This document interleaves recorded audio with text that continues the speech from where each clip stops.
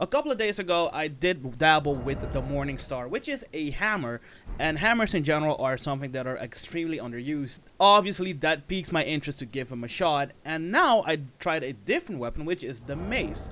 Massive shoutouts to someone in the comment section a couple of videos ago talking about the idea of having a mace and a different offhand weapon. The offhand frame data on the offhand axe is extremely good. It's low-key busted because it is as fast as a cestus or fist weapon. 150 poise damage is ridiculous for 13 frames. So I did try this first. Turns out, yes, this is a really good offhand weapon, but it didn't really synergize with the mace. So what makes the mace unique? Because yes, it has something unique going for it, which is this very cool looking hook attack. This is just a heavy attack, and what makes this cool is it has frame 1 hyper armor.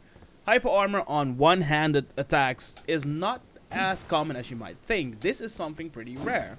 Also, the range on this is not bad, and as you can see, it has a pretty weird arc, so you can also dead angle this for like free aim strikes, which is pretty good.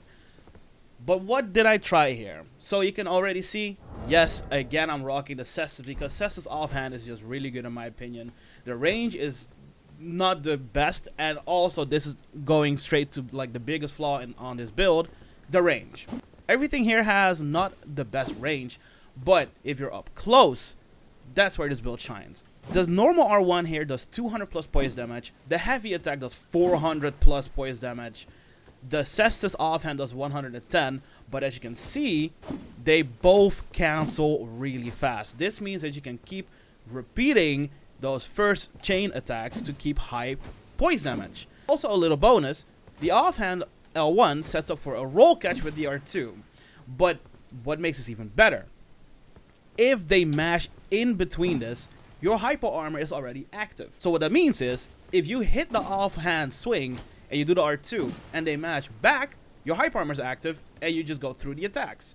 This is something, again, most of the times I don't really expect this to be not as bad or quite decent to use, but yeah, it's actually not bad at all. And the build, by the way, is just pure strength. Honestly, you can even go for a different weapon art.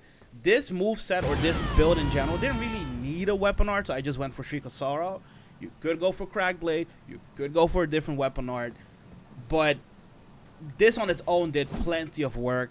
The only thing you have to be careful with, again, your range is kind of bad. It is not as fun to fight against like Colossals. You have to be patient.